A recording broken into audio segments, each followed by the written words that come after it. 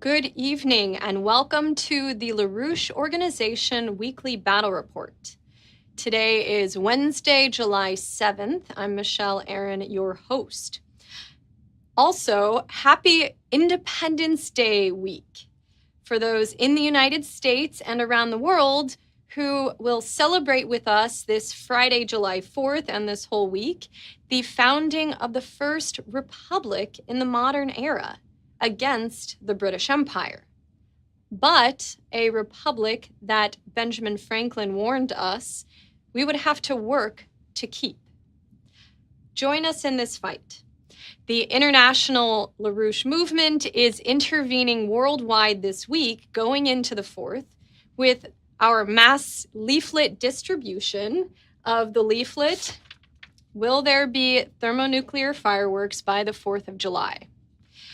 We're going to hear reports on the distribution of tens and tens of thousands of these leaflets in recent days by organizers in Maryland, West Virginia, Massachusetts, Texas, New York in the United States, in Germany, and in France. Later, we will take up a few other important developments. The solution proposed by EIR's Paul Gallagher to the crypto craze, excerpts from last Friday evening's dialogue of the International Peace Coalition with Helga-Zepp-LaRouche and Dennis Kucinich, and organizing this week in a few other places, including Sweden and Spain.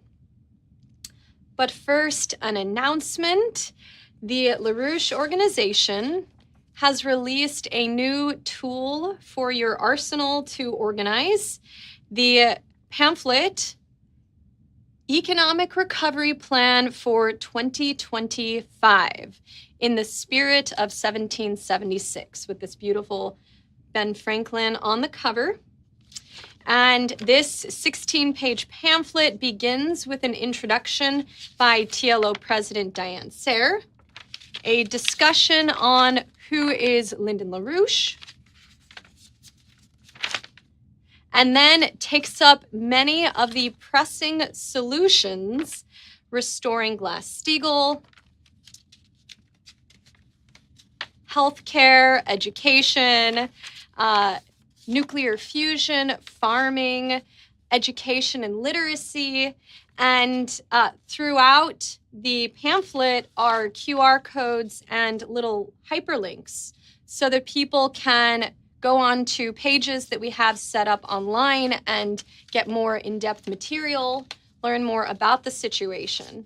And I almost forgot to mention, highlights the swords to plowshares concept of retooling the military-industrial complex to do things that are good, like building a national grid of high-speed rail. So you can find the web version of the pamphlet at thelarouche.org/2025. And to get there's a PDF for download available there as well. To get hard copies, just get in touch with us directly. To our organizing reports. Last Thursday, Bill Ferguson and Brian Early were out at a Stop the War in Iran rally at the Federal Building in downtown Boston. These are the times that try men's souls. So you should be out there distributing the new TLO leaflet to your community. We got to get these out right away, or we may have a very hot 4th of July. Hello, this is Bill Ferguson, addressing you from Boston. We're at a Stop the War with Iran rally in front of the Federal Building in downtown Boston. You can see the concern is preventing a nuclear war. We've been distributing the flyer, Will There Be Thermonuclear Fireworks by the 4th of July? Myself and Brian, has a Veterans for Peace hat, is distributing flyers at the rally as it passes by. Lots of people have been taking pictures, especially the customer photographers. continue the distribution. Thank you. And the tri-corner hat worn by Bill there, hearkening to American Revolutionary Patriots, will be seen in several reports this evening, a bit of a patriotic fashion trend. Now to West Virginia. On Saturday, Joe Billington and Rick Sanders got out more than 500 leaflets at the Shepherdstown, West Virginia Street Fair. As Joe points out, nuclear weapons are 1,000 times hotter than our currently very hot East Coast weather.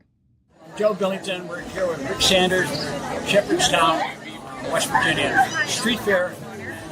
We've got about 500 leaflets here. People varying. They said they absolutely agree they don't want a damn war with Iran or with Russia or China or with the Eskimos or anybody else. They want peace and development. We work together on the common enemy. We simply had to point out that nuclear bombs are about 1,000 times hotter than it is right now. We got to avoid peace and development. And Rick and I got about 500 leaflets out.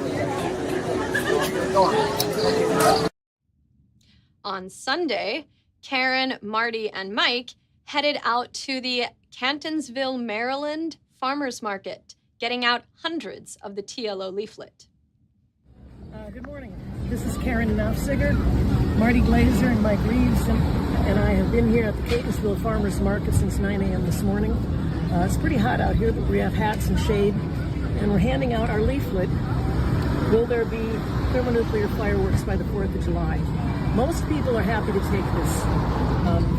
A lot of people are thankful for it. One guy went berserk. He said, "I'm a Jew, and my people are dying. We need these wars. We can't stop the wars." He really went bonkers.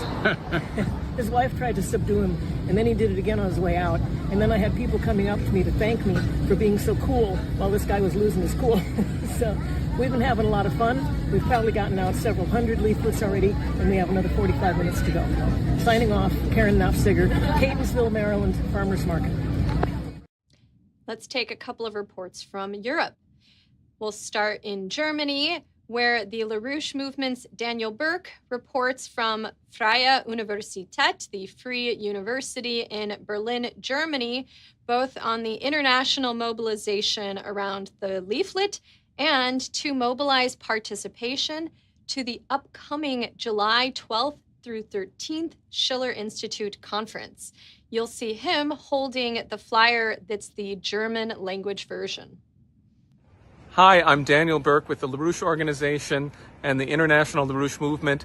I'm reporting to you from Berlin, Germany, where I am part of the international mobilization to distribute this statement from the LaRouche Organization: will there be thermonuclear fireworks by the 4th of July? And what we're warning about is the escalation of the Iran-Israel war, U.S. strikes on Iran towards a use of tactical nuclear weapons on Iran. This is genuine danger. We're distributing about 500,000 of these statements across the world in many different languages. And we're here at a university in Berlin, Freie Universität, to distribute this, discuss with people, and give them a way to do something about this crisis, which is, once you've adopted the kind of beautiful vision represented by the World Land Bridge, represented by Helga-LaRouche's 10 Principles for a New International Security and Development Architecture, you can do something about it by coming to this conference we're hosting in Berlin on July 12th and 13th, which you can also watch online. And we are going to bring these ideas to the fore in every possible way. We're inviting students to join us there, and they are signing up with us. And I want you to register for this conference online or in person and join us in this mission. Do we have enough potential to change it right now in the United States and in Europe? I think that we don't, and that's why we need to have this conference to create that potential. And I invite you to participate in that. Thank you. And you may register for that conference at schillerinstitute.com. Now, in France, Sebastian reports from Paris in front of the office of the Foreign Affairs Minister, the Quai d'Orsay, distributing the French language edition of the statement. Hello, citizen of the world. Sorry. This is Sébastien from France. Here we are in Paris, in front of the Foreign Affairs Minister, the Quai d'Orsay, where we're just reading the leaflet of the LaRouche organization. There's going to be a fireworks, thermonuclear fireworks before the 4th of July. And we are mobilizing the people around the solutions and the fact that we are in a real danger of World War III. And the people are reacting on the fact that this war is not at all a war against Iran or Ukraine, even against Russia or China, but against the dynamic of this global South and the fact that we can build a new international security architecture for development, for peace. And that is something that the oligarchy doesn't want. So we are here to mobilize the people around this idea, leafleting. We are four people here this morning, leafleting in front of the French institutions. And we have some reactions, some people who are taking the leaflets because they are worried about the fact that the war is here. And the French people don't react enough. And the French, power don't do anything worth about that. So we have to change this thing, and that's why we are here. So let's keep in touch on the battleground, and see you soon. Now to a few photos out there. And you see here Kynan Thistlethwaite from New York out there organizing, talking to people, and a couple more lots of discussions. You see some younger people around. And now we'll go to some more photos from Germany and France from Saturday. Here's a team organizing in Berlin. You see there are Lynn Speed from the Manhattan Project and Mike Campbell. And there's a good one of Lynn talking to citizens in Germany. And then a few photos here at the Pont Cardenet train station in Paris. You can see some of their beautiful signs. That one is the really funny one, looking at the Colin Powell holding up the vial that was lyingly used to get us into Iraq, but they have Iraq crossed out and they say, oh, I'm sorry, no, now we need to lie into Iran. So very good sign. Don't push the nuclear button. All right. Now back to the United States. More from one of the most important cities in the American Revolution, Boston, Massachusetts. We're going to hear from Kevin Pearl, who went out yesterday, and then have a very moving statement from Bill Ferguson, who went back out on Sunday. Hi, this is Kevin Pearl with the LaRouche organization on July 1st, 2025. I'm out here with my wife, Jen, circulating our emergency leaflet to prevent thermonuclear fireworks by July 4th. We think it's proper that Americans celebrate Independence Day by remembering and fighting to restore our anti-colonial heritage. We fought against the British for a reason. We should not be acting today like the British Empire that we fought a revolution against. Instead, we should be working with China, Russia, India, other countries that want development and want independence. That's the real American tradition. So take some time on this holiday weekend. Come and join us out here. If you're in Boston, join us in person, wherever you are in the country, and help to mobilize to restore America's real revolutionary tradition. Thanks. Hello, this is Bill Ferguson in Boston, out for my Sunday constitutional, where I exercise my First Amendment right to organize my fellow citizens to defend the Constitution and defend the United States from extermination and a nuclear attack. I was just at Quincy Market, Faneuil Hall, passing out the Will There Be Thermonuclear Fireworks by the 4th of July flyer, passing them out with Samuel Adams. Actually, his statue was there. but it helped. We got out, Sam and I got out 300 copies of the flyer to passers-by. Several people stopped to have selfies taken with me and Samuel. And a lot of them were from around the world: Australia, Germany, Japan. So I think it was a useful exercise. And we have 6 days left to continue the distribution before the 4th of July. I hope you're out there. If you want to join me, all during the week I'll be going to subway stops and areas where people are congregating to get out the word in the tradition of the town crier. So that's it for me. Be in touch. To Houston, we have a very delightful, interesting clip of Ron and John at the Texas Medical Center Metro Rail stop yesterday morning. This is a really good example of getting out flyers. They're very pleasant with people, but they call out catchy phrases to get across the idea and encourage people to take the flyer. Here we go. Got it? Okay. Gonna cancel the nuclear fireworks. Nuclear fireworks are 4th of July. Hello, how's everybody doing today? Hi, good morning, good morning, good morning, good morning. Good morning, Rose. Canceling the nuclear fireworks.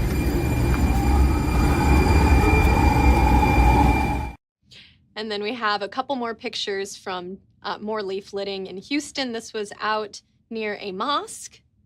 You see their signs. And then this was at another street corner somewhere in Houston. And here are a couple of photos with Susan and Tony in Chicago. They're wearing their revolutionary tri-corner hats. And the two of them have also been distributing a lot of the Spanish language edition of the flyer in parts of Chicago that have more Spanish speakers. Now, here is a video showing some of our organizing in New York City, talking to people with big signs, and setting up in areas where you really, you are seen by so many people. This corner that they're at there, 50th and 5th near Rockefeller Center, they're just being seen by tens of thousands of people from all over the world. Also people from all over the United States. They have the sign there that says water, not war, with a world map and different projects identified. You see the US-UK special relations. Oh, here, negotiate, don't annihilate. Peace through physical economic development. So people are reading these signs as they're going by. And we have the couple more pictures from New York. You have Bruce Todd there, a wonderful no war with Iran. And then just a couple more, I think. New sign. In the spirit of 1776, kick the empire out and end the wars. No war with Iran. You see a young person stopping to talk. And those were on kind of the center of Manhattan. This is on the west side of Manhattan. You see Marcel out there and Fred. Excellent. So the leaflet is now available in English, French, Spanish, and Arabic. Oh, and German. So participate in this mobilization. You can download the leaflet at thelarouche.org. If you need a lot of leaflets, call in or email us and we can send you a whole bunch. And send your reports in to info@laroucheorganization.com. We're going now to some excerpts from this past Friday's International Peace Coalition discussion organized by the Schiller Institute. We'll hear from co-founder of the IPC, Anastasia Battle, on the mission of the IPC. We'll hear part of the dialogue about the necessity for a new, functional international security architecture as recently proposed by Russian Minister of Foreign Affairs Sergei Lavrov. That dialogue on that between Schiller Institute founder Helga-Zepp-LaRouche and former presidential candidate and congressman Dennis Kucinich, and some of Congressman Kucinich's other remarks. Hello, everyone. Welcome. This is the International Peace Coalition. I like to remind people why we started this coalition, why we started this forum, and we started it 108 weeks ago in order to bring people together of different philosophies, of different cultures, different languages, in order to come to what's really truthful. How do we achieve true peace on the planet? And what you end up finding is that all these so-called differences that people have don't really matter as much as finding the common names of humanity. I think we are in an incredible situation where lawlessness is now ruling. And therefore, I find it absolutely super important that the Russian Foreign Minister Lavrov has brought up the question of the absolute urgency and priority of the discussion of the principles of a new international security architecture. Now, this, I think, I can only fully appreciate and be happy, because if all the people participating in the IPC meetings know, since the outbreak of the special military operation in February 22, immediately afterwards, I called for the international security and development architecture, which must take into account all interests of every single country on the planet. And then a little bit later in November, I proposed 10 principles, which should be the basic consideration, not exclusively, but basic consideration, how such a new security and development architecture could be actually thought of. So I think that Lavrov is putting this as an absolute, he said, this is the most important, most urgent question of today. And I can only fully agree with him that I really think that that needs to, in earnest, be put on the international agenda by the UN General Assembly, by the BRICS countries, by some other body of discussion, think tanks, universities. But I think we have to earnestly start to think how we give ourselves an order which, allows the long-term survivability of our human species. So that is what I wanted to say in the beginning. Anastasia, thank you very much. And I just want to say, just listening to Helga's remarks, how important, how concise, how literate her recitation of the moment is. And I think I won't presume to speak for anybody other than myself right now, but I think everybody on the call appreciates Helga's setting the tone for this discussion. When Lavrov called for a new security architecture, we have to recognize that the security architecture, which is in place right now, has been shredded.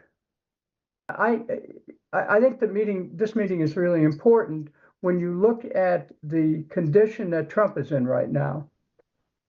He may, in fact, be experiencing bouts of decompensation. There's a question about his intactness, about his capacity to assess what's really going on.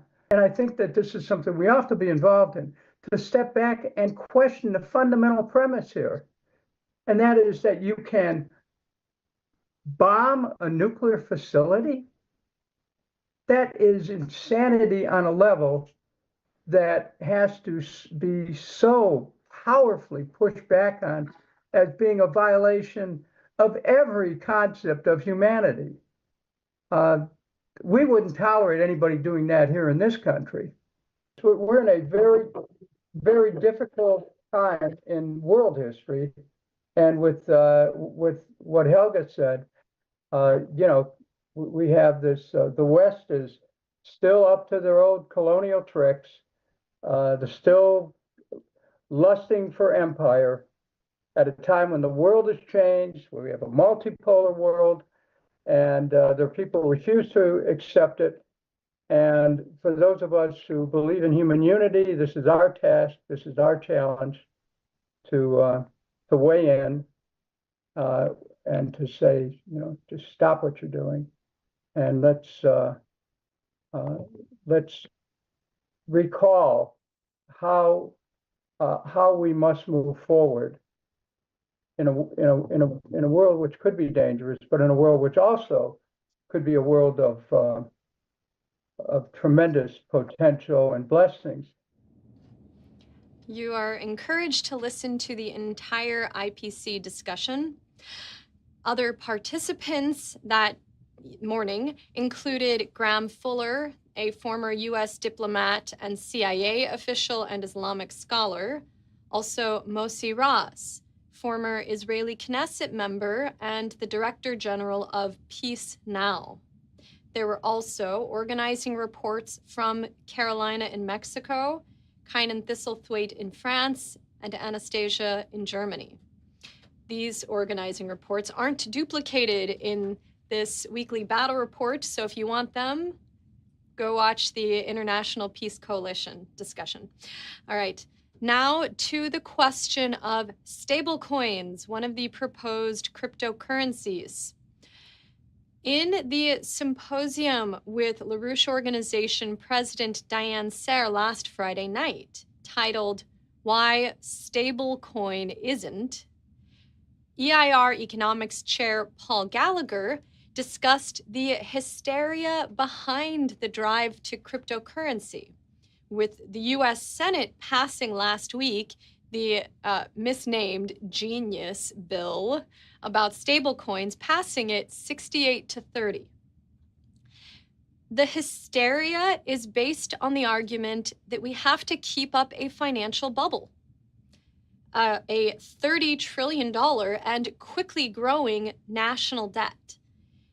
To do so by allowing private companies to issue their own made-up money, the stablecoin, so that they in turn will buy US treasuries, funding the more and more unpayable national debt. You'll see here a short clip from Paul in the symposium on what we should do instead. Instead of blowing financial bubbles, create a national bank for physical development. You could call it buy the bubble, right? The stablecoin drive, get everyone to buy this bubble at 30 trillion before it goes to 40 trillion and blows up, and feed it. Now, if you get that kind of massive demand for dollars, including newly printed dollars, going into the treasury market to buy US federal debt, that's going to diminish the amount of investable credit available for other investments in the US economy.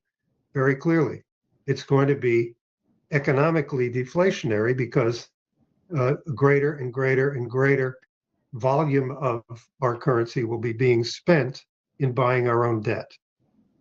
So a much better way to deal with this would be to convert as much as possible of that debt into the equity, the shares in a new development bank.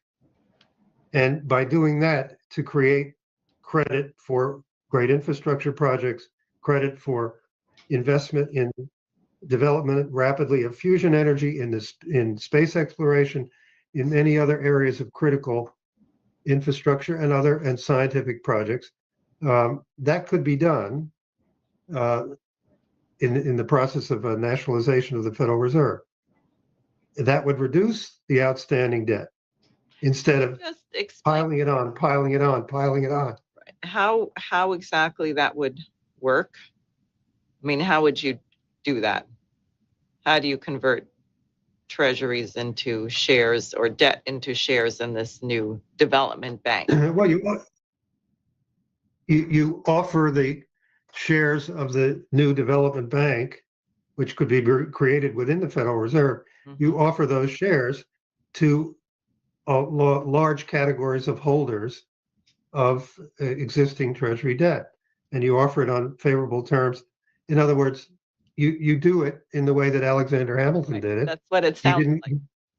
He didn't coerce any of the holders of this largely unpayable colonial debt into investing in the First Bank of the United States, but he did get them to invest, and he did it in terms which were fair and which also made that bank very potent in terms of issuing credit, and the Second National Bank even greater amounts of credit using the same method.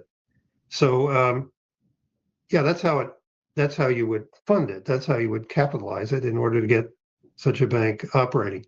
And then otherwise, we could perhaps make our military spending equal merely to the combined sum of Chinese and Russian military spending. So that would be cutting it by more than half right there. And we'd be paying a good deal less interest on an annual basis and so on. Now we have an item of LaRouche in the news in Sweden. Last week, the Schiller Institute in Sweden hosted a seminar on Sweden and the global security in Stockholm. The meeting included members of the board of the Schiller Institute in Sweden, leading activists from all sides of the political spectrum, and representatives from the Chinese People's Association for Peace and Disarmament. The meeting was covered in the War and Peace section of the News Voice, Swedish online journal that you see here, and is still featured on the front page of their website in an article titled Chinese Association for Peace Visited Stockholm. There can be no peace in a world of misery. And the article quotes extensively from the Schiller Institute's Ulf Sandmark. We have a link to the article in the YouTube description. Now, our last report for this evening. On Sunday, Schiller Institute founder Helga-Zepp-LaRouche was in Spain and participated in the China-EU Human Rights Symposium in Madrid. It was in a panel titled The Development of Artificial Intelligence and the Value of Human Subjectivity that Helga gave a speech titled, What Constitutes a Beautiful Soul? And it's really a wonderful speech. We include a link to where you can read the whole, it's about a 15-minute speech, I believe. We have a link to where you can read the whole thing. I strongly encourage it. But I'm going to read a bit of an excerpt to give you a taste near the conclusion of her speech. She says, AI, as all other technologies, if it will be used for the benefit of mankind or the contrary, entirely depends on the moral and aesthetic quality of the human being who is applying it.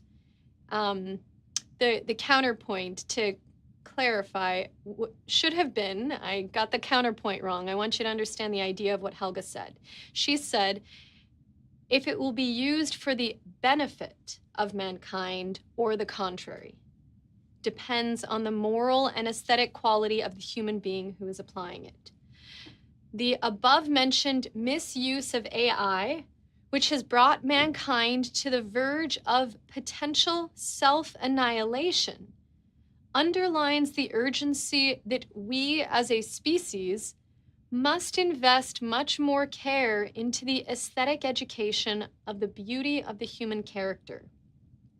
We should make the concept of the beautiful soul, which Friedrich Schiller established as the highest ideal of man, the subject of a dialogue among civilizations, for which President Xi's Global Civilizational Initiative would give a perfect setting.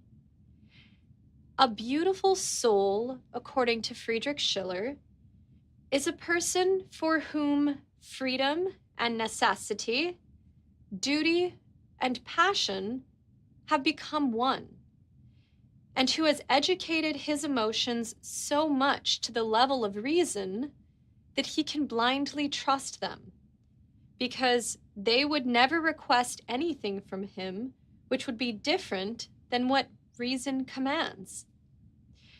The beautiful soul, obviously, also is a person also who has fully developed what Schiller names as the most important requirement of his time, his Empfindungsvermögen, his all-encompassing empathy.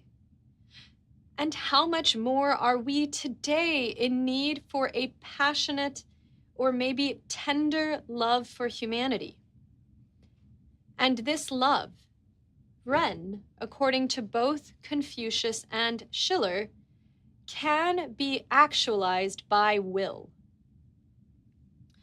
Now, Helga was also involved, this time by Zoom connection on Monday, in a conference in Mexico. The Schiller Institute and the students of UAM, the Autonomous University of Mexico, held a forum titled Development of Strategic Areas to Achieve Peace, and the Palestinian case of the Oasis Plan. Speakers at this forum included Helga-Zepp-LaRouche, Her Excellency Beryl Rose Sisulu, the ambassador from South Africa, and the University UAM choir. A full report on this conference will be given at this coming Friday's International Peace Coalition discussion, so tune into that to get the full report. So if you see our map here with a whole bunch of these stars indicating some of the, just some of the organizing activity of the LaRouche movement in the past week, you get a sense of the connectivity, the humanity throughout all of the organizing activity, and it's just a beautiful picture. And those are our reports from this evening. We saw Maryland, West Virginia, Massachusetts, Texas, New York, Spain, France, Germany, and we're doing much more. So don't forget to join the July 4th leaflet mobilization.